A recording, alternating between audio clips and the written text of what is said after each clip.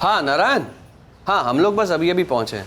हाँ तुम तुरंत कुछ लड़कों को साफ सफाई के लिए यहाँ भेज दो, 2 हफ्ते तो रहेंगे। चलो यहाँ साफ सफाई तो होती रहेगी। नारायण बहुत सिंसियर बंदा है। अरे रवीना सुनो ना, हाँ? मेरे लिए 1 कप चाय बना दो ना प्लीज। पाउडर वाली चाहिए तो अभी बना देती हूँ, दूध वाली चाहिए तो मार्केट से लेकर आओ। अब कहाँ मैं गाय वाय का दूध ढूंढता फिरूंगा। एक काम करो ना, मेरे लिए वो पाउडर वाली चाय बना दो।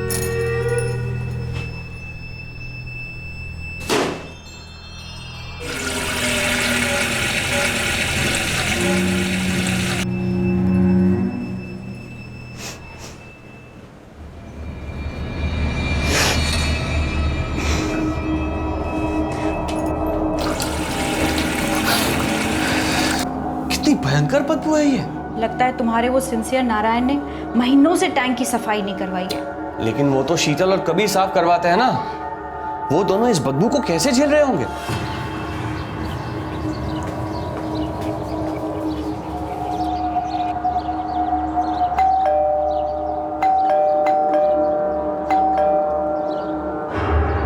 The number you have called is currently switched off.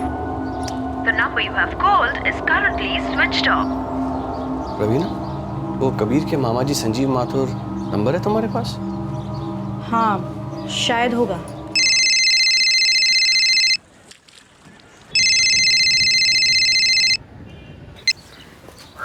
अरे विपिन, कैसे हो भाई? नमस्ते संजीव जी। नमस्ते नमस्ते। कब आए दुबई से? बस अभी अभी। अच्छा एक बात बताइए, ये शीतल और कबीर कहीं गए हुए हैं क्या? नहीं तो हमें तो कुछ पता नहीं है। हम तो पिछले 3 महीने से यहाँ वाराणसी में हैं। संजीव जी घर बंद है और कबीर और शीतल दोनों के फोन स्विच ऑफ आ रहे हैं। अब हमसे तो कुछ कहा नहीं उन लोगों ने। क्यों, कोई प्रॉब्लम हो गई क्या? प्रॉब्लम तो है, नल के पानी से भयंकर बदबू आ रही है, कुछ सीरियस है।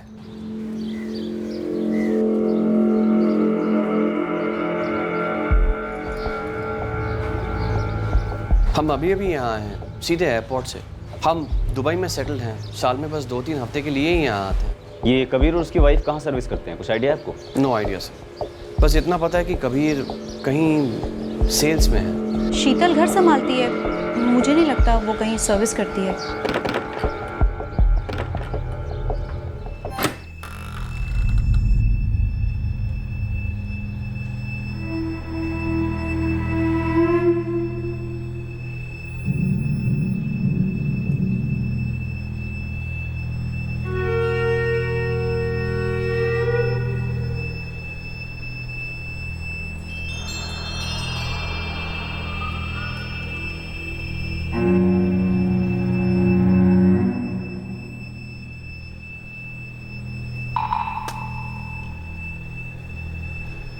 लगता है काफी दिनों से ये लोग भी यहाँ नहीं रह रहे हैं। कबीर के मामा संजीव माथुर से बात हुई मेरी, उन्हें इस बारे में कुछ नहीं मालूम।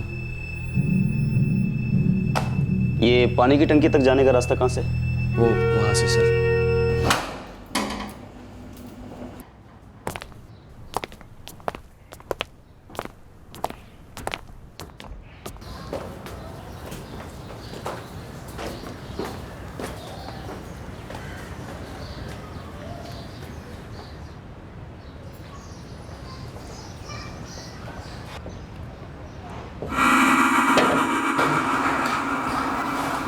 सर कुछ तो है, और ये चूहा मरने की बदबू नहीं लगती, कुछ और ही लगता है सर।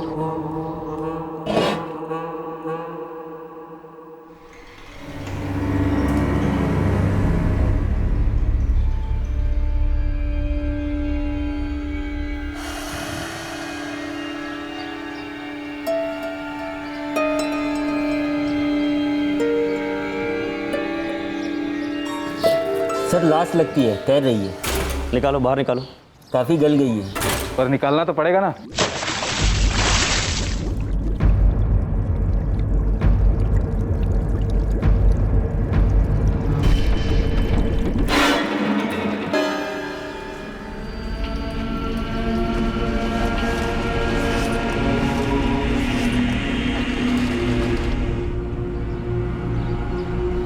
आदमी है या औरत पता नहीं चल रहा सर। पर ह्यूमन बॉडी है ये तो पक्का है।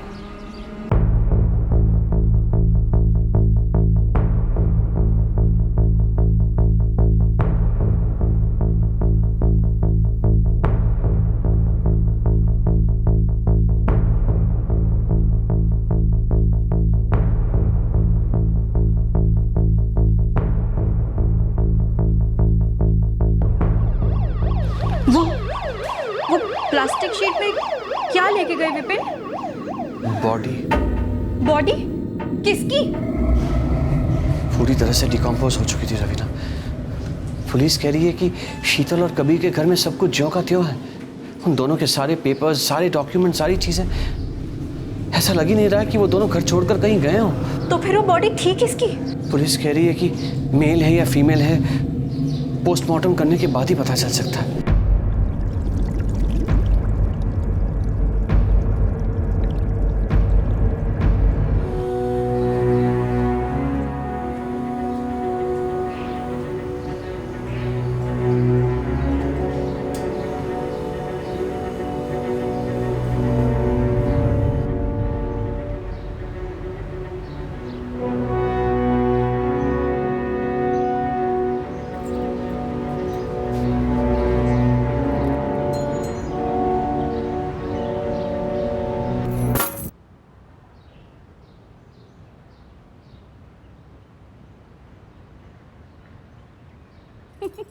अरे देखो, झूठ मत बोलो, तुम्हारी यही आदत है और मुझे बताने के लिए बहाने ढूंढते। आओ, अरे क्या कर रहे हो? छोड़ो। अरे छोड़ो भी, क्या कर रहे हो? छोड़ो ना। अरे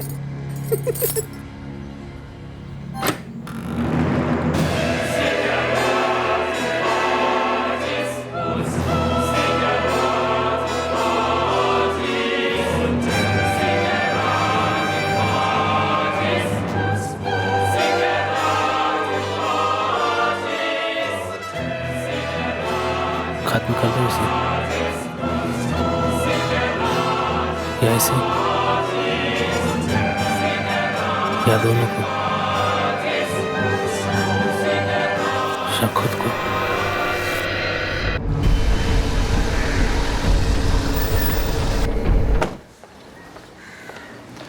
सर, फर्स्ट फ्लोर वाला घर, पूरी कोठी, सब चेक किया, दूसरी लाश कहीं नहीं मिली। पोस्टमार्टम टीम कह रही है कि कम से कम 1 दिन और लगेगा ये आइडेंटिफाई होने में कि लाश मेल की है या फीमेल की।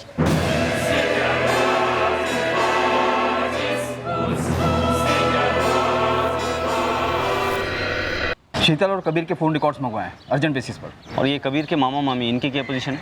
वाराणसी से रवाना हुए, कल सुबह तक पहुंच गए। तो पिछले 3 महीनों से आपकी अपने भांजे कबीर से बात नहीं हुई, ना ही उसकी बीवी शीतल से। क्यों? कोई झगड़ा, कोई अनबन? ऐसी तो कोई बात नहीं थी। अब हम, मतलब मैं और मेरी पत्नी, हम लोग कभी ऋषिकेश तो कभी हरिद्वार ऐसे घूमते रहते हैं। सामने से कोई फ़ोन आ जाए तो बात हो जाती है। लेकिन जून में एक बार बात तो हुई थी शीतल से। डेट तो लता, तुम्हें याद है डेट क्या थी? 27 जून था जी। शीतल परेशान थी कि कबीर घर लौटा ही नहीं था ऑफिस से। हाँ सर, वो असल में जानना चाहती थी कि कबीर की हमारे साथ कोई बात तो नहीं हुई। आपका घर कन्नौज में है? जी, लेकिन हम लोग आजकल वहाँ पर कम ही रहते हैं। जब शीतल का फ़ोन आया तो हम लोग ऋषिकेश में थे। और कबीर के माँ बाप? कबीर के पिताजी यानी मेरे जीजा जी अरुण सक्सेना, जब वो गुजर गए तो कबीर 10 साल का था। और फिर जब वो 19 का हुआ तो कबीर की माँ यानी मेरी जानकी दीदी, उनको दिल का दौरा पड़ा और वो चल बसी। सर, हम ही ने कबीर को हमारे बेटे जैसा बड़ा किया है, हमारे अपने बेटे रोहन के साथ। अच्छा, 27 जून को जब कबीर घर नहीं लौटा तो फिर वापस कब आया?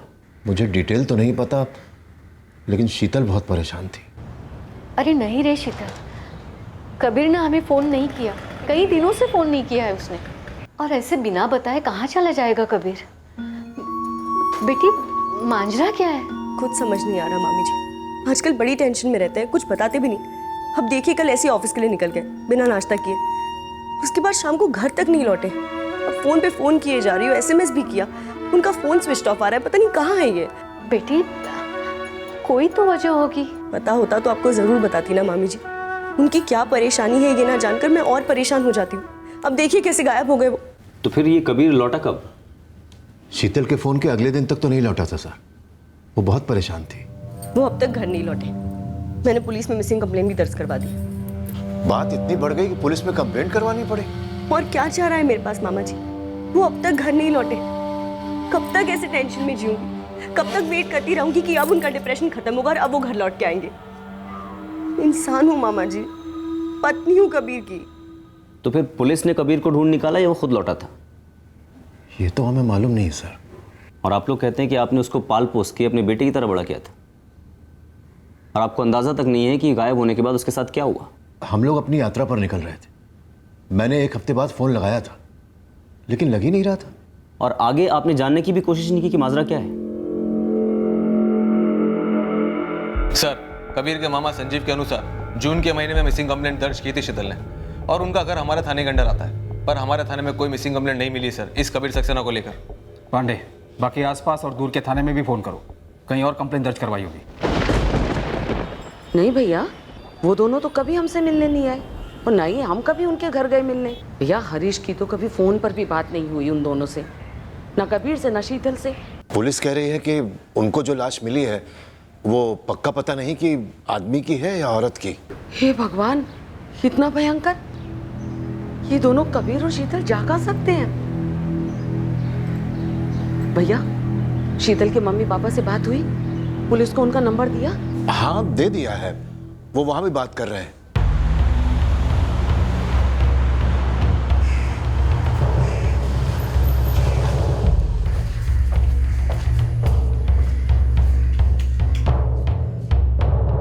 ये वाकई में अजीब बात है। वहाँ कबीर के मामा कह रहे हैं कि उन दोनों ने उनसे कांटेक्ट नहीं किया, और यहाँ आप लोग भी वही कह रहे हैं। आपकी अपनी बेटी या दामाद से 3 महीने में एक भी बार बात नहीं हुई। शीतल ने फ़ोन बंद कर रखा है, बात कैसे होगी आप ही बताइए। देखिए, शीतल जून के आखिर में यहाँ पर आई थी। ये क्या नॉनसेंस लगा रखा है शीतल? कबीर बार बार ऐसी हरकत कर रहा है तो तुम उसे सीधे सीधे छोड़ क्यों नहीं देती? पापा, कोई फ्रिज या टीवी नहीं है, वो पति है मेरे।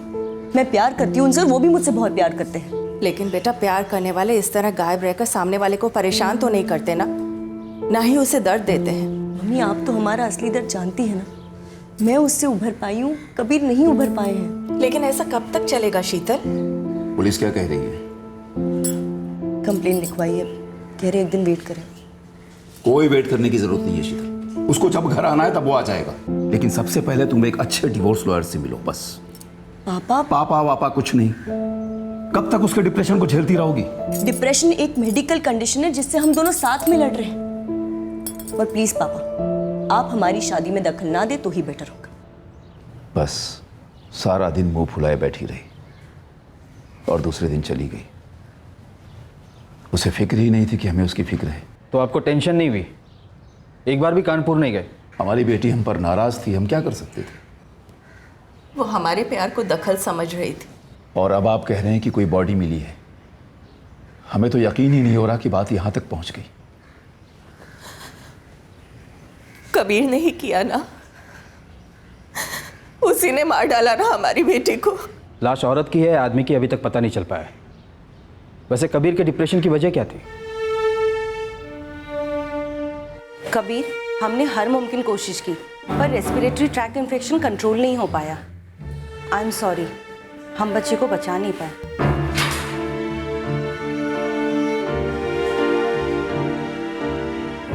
I am really sorry.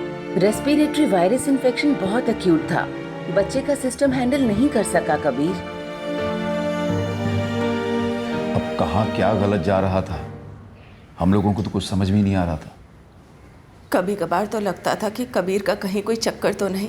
शीतल ने आपको बताया था कानपुर के कौन से पुलिस थाने में मिसिंग कंप्लेंट दर्ज की थी उसने? बताया तो सही है आपको कि उसने हमसे कोई बात ही नहीं की। कबीर को छोड़ने का सुझाव शायद उसे चुभ गया था। हिंदनगर, रोहिणी बाग, बिस्मिलपाड़ा, तीनों पुलिस स्टेशन की सभी चौकी से चेक किया है। जून में कबीर की कोई मिसिंग कंप्लेंट दर्ज नहीं हुई। पूरे कानपुर के सारे थाने, सारी पुलिस चौकी चेक करो पांडे। मजाक है क्या? एक मिसिंग कंप्लेंट दर्ज होती है और उस पर कोई फॉलोअप नहीं होता है। अब हमारे हाथ में एक सड़ी हुई लाश लगी है, पता नहीं उस टैंक में कब से थी, किसकी लाश है, कैसे वहां पहुंची। मुझे वो मिसिंग कंप्लेन और इन्वेस्टिगेटिंग ऑफिसर का नाम चाहिए तुरंत। साहब जी, मेरा लड़का लगातार 3 दिन गया था दूध देने के लिए। आखिरी बार 28 जून को गया था दूध का पैकेट रखने। अगले दिन जब 29 को गया तो देखा पैकेट वैसा वैसा रखा है, तो वो क्यों रखता? फोन नहीं किया कबीर या शीतल सक्सेना को? लगातार फोन बंद आ रहा था साहब। मेरा भी 1 महीने का पेपर बिल बाकी है साहब। 28 जून के बाद कभी मोहल्ले में दिखे ही नहीं। दिखे भी होंगे तो उतनी जल्दी पहचान ना पाऊंगा। दरअसल ज़्यादातर लड़के होते हैं पेपर डालने वाले, हमें तो बस हिसाब किताब देखना होता है।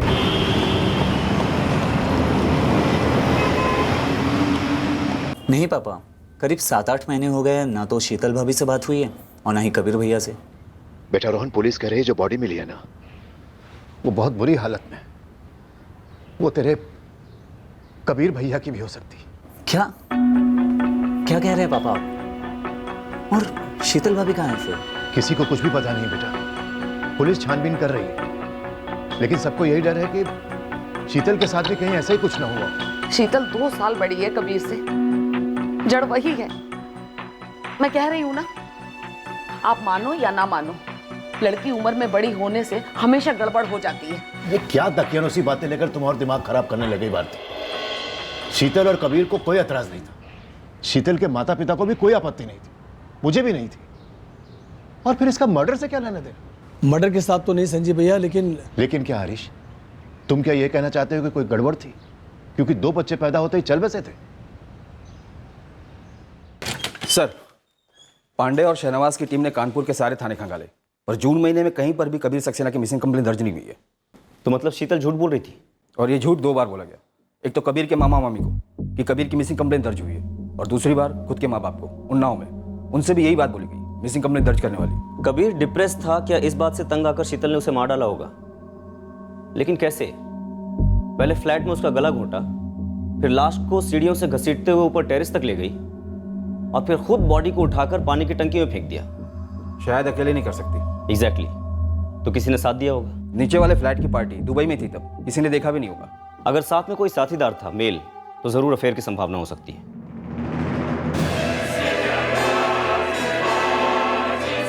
खत्म कर दूं उसे, या इसे, या दोनों को, या खुद को। अगर अफेयर वाला एंगल पकड़कर चलें सर, तो उस दिन घर पर एक मर्द और मौजूद होगा, और अभी तक हमें यह पता नहीं कि लाश कबीर की है।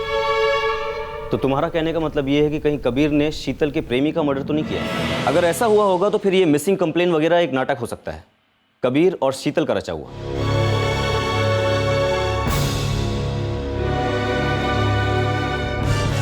अब इस लाश को ठिकाने लगाने में तुम मेरी मदद करोगे, उसके बाद पुलिस थाने में जाके मेरी मिसिंग कंप्लेन दर्ज करवाओगे। नहीं नहीं, शीतल, आज के बाद तुम मेरी किसी भी बात को नहीं बोलोगी। इस कत्ल में तुम भी बराबर की जिम्मेदार हो, समझी? सर, कहीं ऐसा तो नहीं कि मिसिंग वाली खबर सिर्फ दोनों फैमिलीज को गुमराह करने के लिए और एक तरीके से अश्योर करने के लिए बोली होगी? एक्चुअल में कंप्लेन हुई नहीं। लेकिन जो मारा गया है उसकी फैमिली ने तो असली कंप्लेन दर्ज की होगी ना, और वो बंदा शीतल से कनेक्टेड होगा, नहीं? ललित, ये एंगल बन भी रहा है या फिर हम जबरदस्ती फिट कर रहे हैं? सर, कबीर के मामा से उसके ऑफिस का एड्रेस और नंबर मिल गया है, बाइक शोरूम है, मैं वहां जाकर बात करता हूँ। और ये कबीर और शीतल की फोन रिकॉर्ड्स आने वाले थे, उसका क्या हुआ? शाम तक पहुंचेंगे। हमने पूरे 3 महीने के कॉल रिकॉर्ड्स मंगवाए।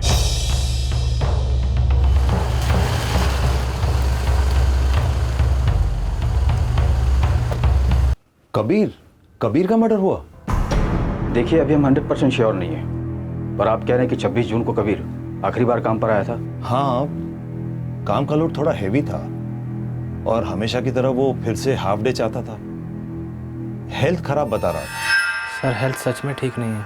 आपका एक एम्प्लॉय अचानक से काम पर आना बंद कर देता है और आप जानने की कोशिश भी नहीं करते कि माजरा क्या है। कबीर को यहाँ मुश्किल से 2 महीने हुए थे, जिसमें से आधे से ज्यादा वक्त वो यहाँ आया नहीं या फिर आकर बीच में चला गया हेल्थ के बहाने। जिस दिन से वो जॉब पर लगा था उसी दिन से वो थोड़ा डाउन ही था, स्लो, सोच में खोया, मानो काम में इंटरेस्ट ही नहीं। अब सेल्समैन ऐसे थोड़ी ना होते हैं। मैंने सोचा नहीं आ रहा है तो ठीक है। तो सिलेक्ट क्यों किया उसे? मैं इस कबीर को नहीं, आशीष तिवारी को अपने यहाँ काम के लिए हायर करना चाह रहा था। आशीष रामसन शोरूम का सेल्स मैनेजर है, कबीर उसके नीचे काम करता था। आशीष वहां पर जॉब छोड़ नहीं पाया तो उसी ने मुझे ये कबीर रिकमेंड किया। नंबर दीजिए इस आशीष तिवारी का।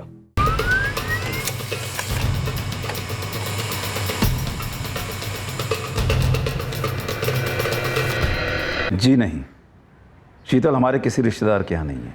आप उन सबके एड्रेस हमें भेजिए, हम सबसे दोबारा बात करेंगे। क्यों करेंगे? आपको क्या लग रहा है मैं झूठ बोल रहा हूँ? इस केस में कोई ना कोई तो झूठ बोल रहा है। अब वो कौन है और क्यों बोल रहा है, इस बात का पता अभी तक नहीं चला है।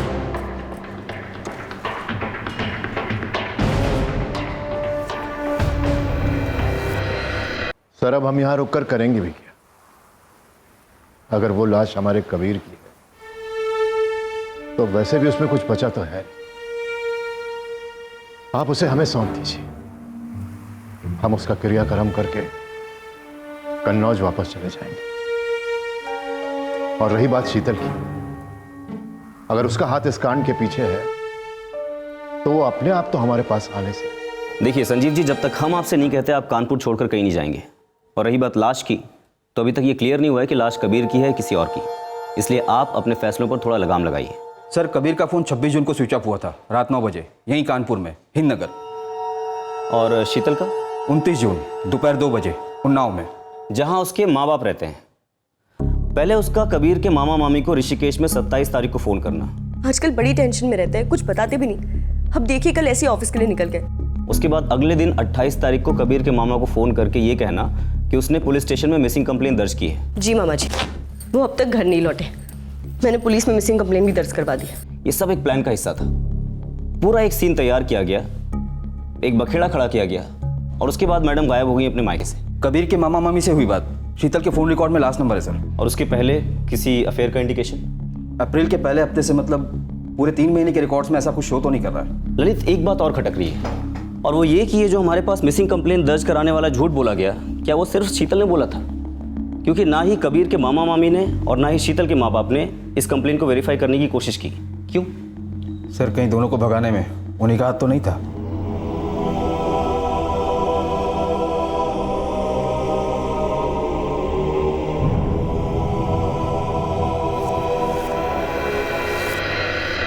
अगर मदद की भी है तो क्यों? और शीतल और कबीर ने आखिर किसका कत्ल किया होगा? और फिर शीतल का अफेयर किसके साथ रहा होगा? सर कबीर का खास दोस्त, पुराने शोरूम का मैनेजर आशीष तिवारी इस वक्त आगरा में, कल आ रहा है। ललित, हमें और भी लोगों से बात करनी होगी।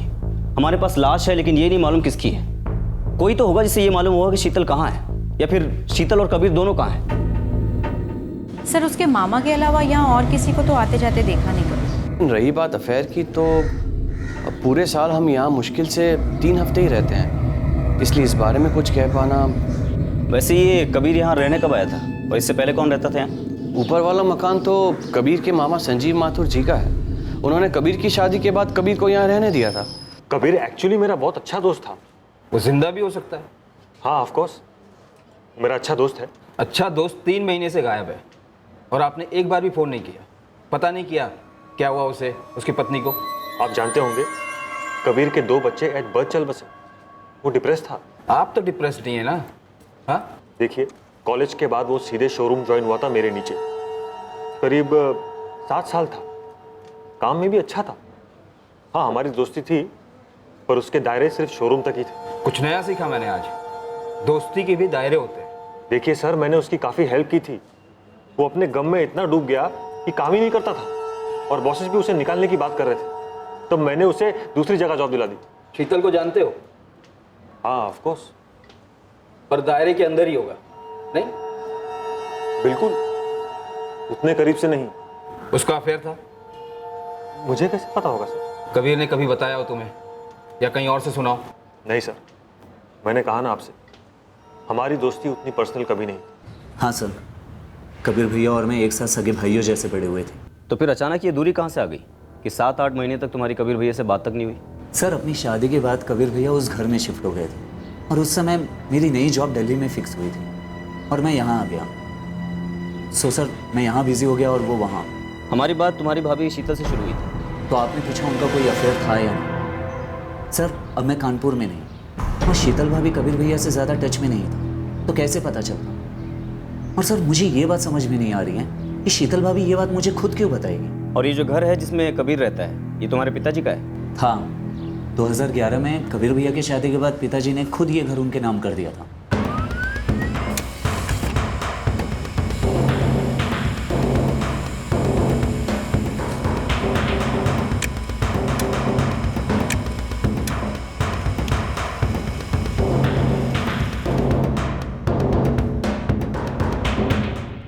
आप हमारे रोहन की तरफ इशारा कर रहे हैं?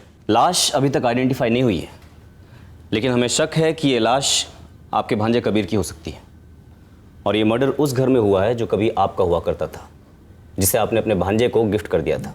वो भांजा किसी बेटे से कम नहीं है, मेरी बड़ी बहन का बेटा।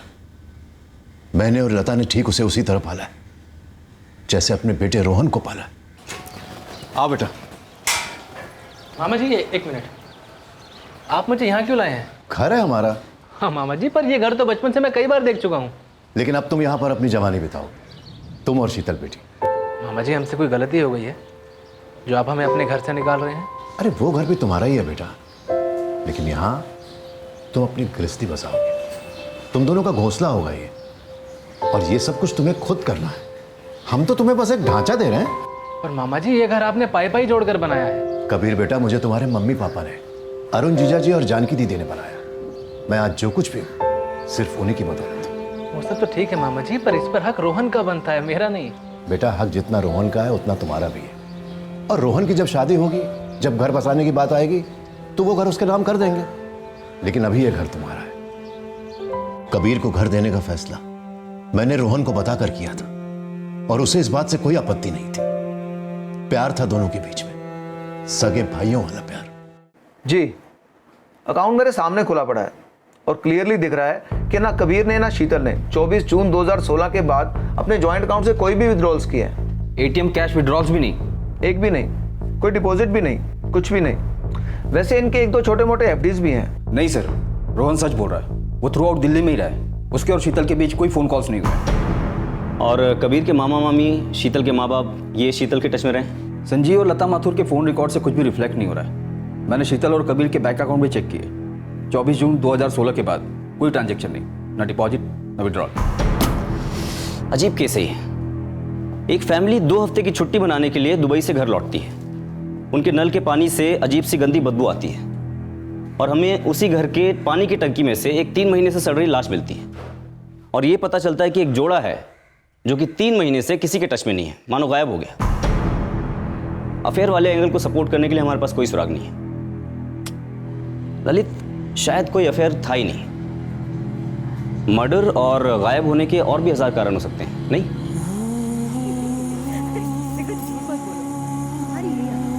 और मुझे बताने के लिए बहाने क्या कर रहे हो? छोड़ो। अरे छोड़ो भी, क्या कर रहे हो?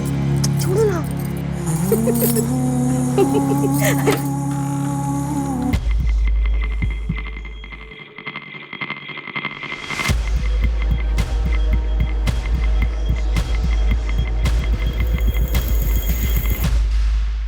कहीं ऐसा तो नहीं कि शीतल ने ही कबीर को मार डाला हो? और फिर नाटक रचा हो कबीर के गायब होने का। पर शीतल कहीं मिल नहीं रही है सर। पूरा उन्नाव स्कैन किया, एक स्टेशन, सुसाइड केसेस भी। हो सकता है अपने माँ बाप के घर से निकलने के बाद शीतल ने खुद को कुछ कर लिया हो। आफ्टर ऑल सर, 2 बच्चे खोने का डिप्रेशन अगर बाप को इतना हो सकता है तो माँ को भी हो सकता है। हमने तलाश जारी रखी, कभी सिर्फ शीतल के लिए तो कभी शीतल और कबीर दोनों के लिए। पर हकीकत ये थी कि हमारे हाथ एक भी सुराग नहीं लगा, नॉट अ सिंगल क्लू। एक आदमी का कत्ल हुआ था उस घर में, और अभी तक हमें ये नहीं मालूम था कि वो कबीर सक्सेना है या कोई और। ऐसा लग रहा था कि ये केस आगे बढ़ेगा ही नहीं, और सच कहूँ तो हमारी तरफ से ये केस आगे नहीं बढ़ा, लेकिन फिर भी ये केस क्रैक हुआ। आखिरकार हमें ये पता चल गया कि 3 महीने से पानी की टंकी में सड़ रही लाश किसकी थी।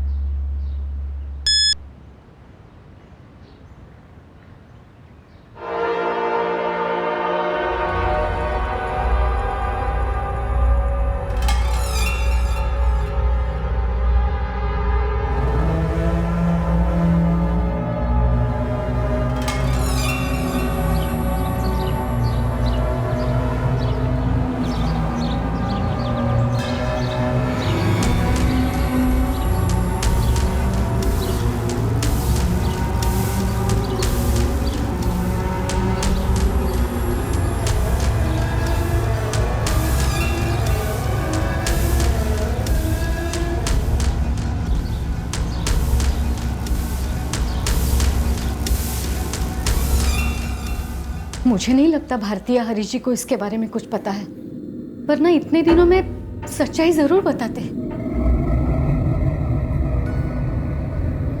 भारती, ये तुम्हारे संजीव भैया लता भाभी कुछ अलग किस्म की टेंशन में लग रहे हैं ना? मैंने भैया भाभी दोनों से अलग अलग पूछा है, दोनों कह रहे हैं कुछ नहीं है। पर भैया 2 दिन में 2 बार फतेहपुर हो आया है। बात क्या भारती? पुलिस को बता दे।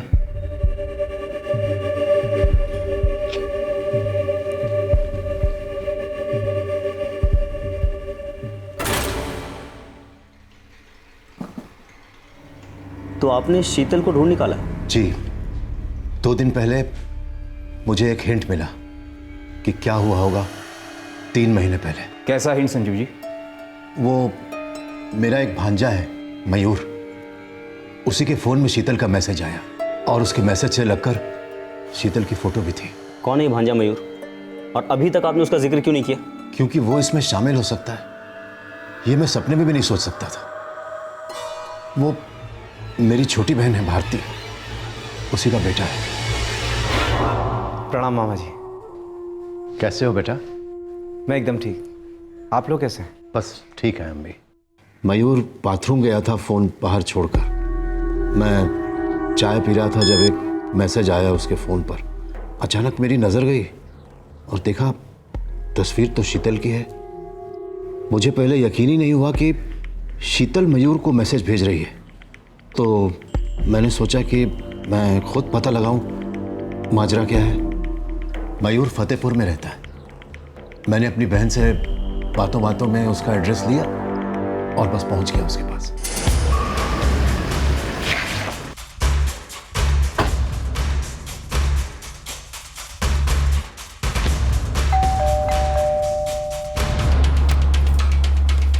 जी, हम कानपुर से आ रहे हैं शीतल जी।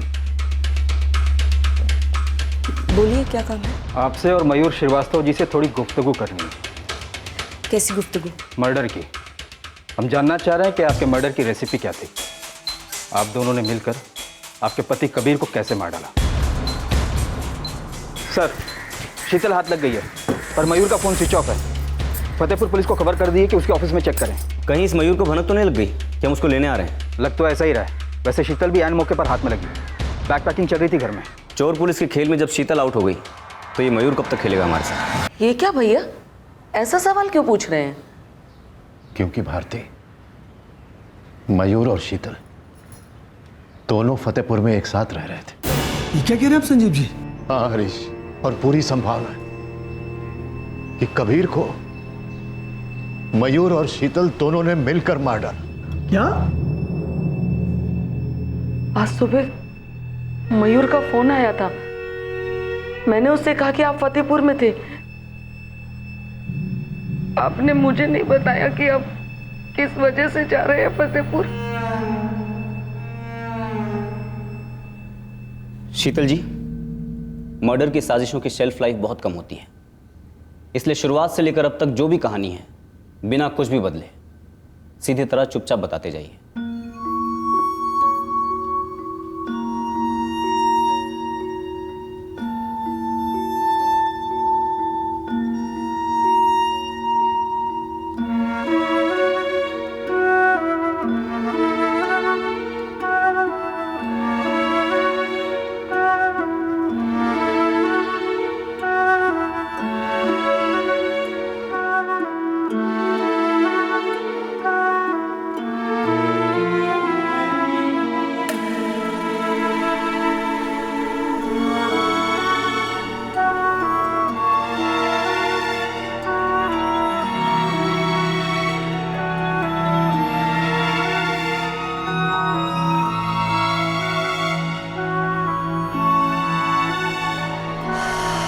सर, हमने 2 बार अपने बच्चे खोए थे।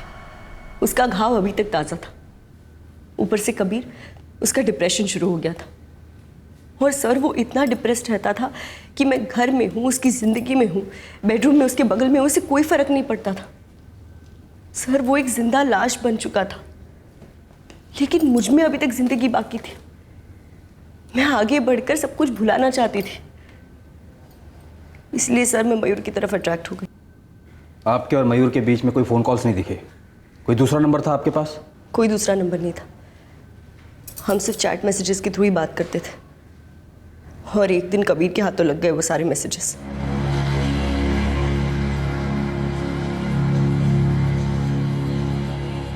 I am really very sorry Kabir. वो मयूर भाई है तू मेरा, ऐसा करते हैं भाई। मैं जानता हूँ मुझसे गलती हुई है, फिर ऐसा नहीं होगा। फिर ऐसा कभी होगा भी नहीं। ये आज के बाद तू यहाँ दोबारा नहीं आएगा। निकल जा यहाँ से। कबीर तुम शीतल, तुम तो बीच में बोलो ही मत। तुमने ना तो सिर्फ शर्म की सारी हदें पार की हैं, बल्कि तुमने मेरा भरोसा भी तोड़ा है। रिश्ते ना एकदम से बनते हैं और ना ही एकदम से तोड़े जाते हैं।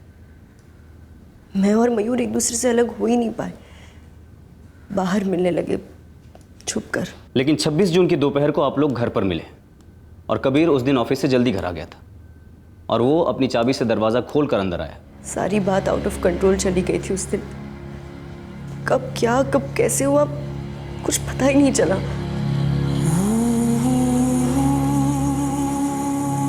यहाँ मैं हमारे दो खोए हुए बच्चों की याद को भुला नहीं पा रहा हूँ, और तुम हो कि अपने आप पे काबू नहीं रख पा रही हो। इंसान की जिंदगी में अगर कोई गम या दुख है तो क्या हमेशा के लिए वो सूख जाता है, सिकुड़ जाता है? मेरी भी अपनी कुछ जरूरतें हैं, कैसी पूरी करूं? क्या करूं अपनी इच्छाओं का? तुम्हारी तरह अपने ऊपर डिप्रेशन को बुलवा लूं या फिर उसकी एक्टिंग करूं या फिर लोगों से तरस की भीख मांगूं?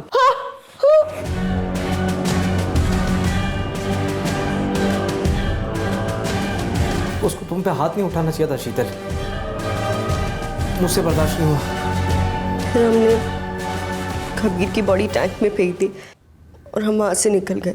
और फिर मिसिंग कंप्लेंट का झूठ बोला गया कबीर के मामा और अपने पेरेंट्स को। और 29 जून से फतेहपुर में मयूर के साथ रह रही थी। जी। ये मयूर कहाँ भाग गया है? वो सब मुझे नहीं पता। सुबह उसकी जब अपनी मम्मी से बात हुई थी तब उन्होंने बताया कि मामा जी फतेहपुर आए थे दो बार। मयूर को शक हुआ कि शायद उन्हें कुछ पता चल गया है, तो उसने मुझे बैग पैक करके स्टेशन के पास आने को कहा। जब आप लोग आए तब मैं वहीं के लिए निकल रही थी। स्टेशन पर तो नहीं मिला मयूर, वैसे कहाँ भागकर जाने का प्लान था? वो सब उसने नहीं बताया, बस स्टेशन के पास आने को कहा बैग पैक करके।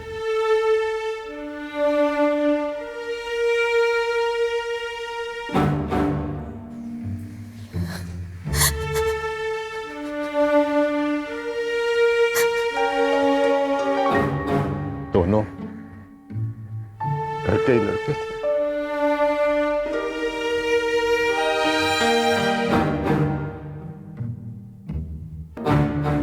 हम अभी तक मयूर को ट्रैक नहीं कर पाए हैं, लेकिन बस समय का खेल है। बहुत जल्द वो हमारे लॉकअप के अंदर होगा। दुनिया के हर कल्चर में जब आदमी और औरत शादी के बंधन में बनते हैं तो वो एक दूसरे के साथ वफादारी से रिश्ता निभाने की कस्में खाते हैं, और लगभग हर समाज में यही दस्तूर है। अक्सर हम और समाज मिलकर इस कमिटमेंट को पत्थर की लकीर बनाते हैं, ये भूलकर कि कमिटमेंट की नींव प्यार होता है, आपसी मर्जी होती है, मजबूरी कभी नहीं हो सकती।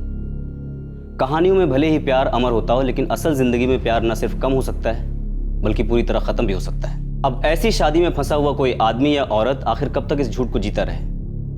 अगर जोड़े में से किसी एक को भी नए जगह पर आकर्षण हो रहा है, प्यार मिल रहा है, तो समझदारी इसी में है कि पुराने कमिटमेंट को गरिमापूर्ण तरीके से खारिज किया जाए और नए कमिटमेंट को एक मौका दिया जाए। प्रेम आखिरकार एक जज्बात है और ये इंसानी फितरत है कि कभी वो इस एहसास से जुड़ता है तो कभी इससे मुंह मोड़ता है। लेकिन बेवफाई का दर्द, आवेश, शौक, गुस्सा, ये सारे जज्बात मिलकर भी किसी की जान लेने के दर्द से कम ही होते हैं।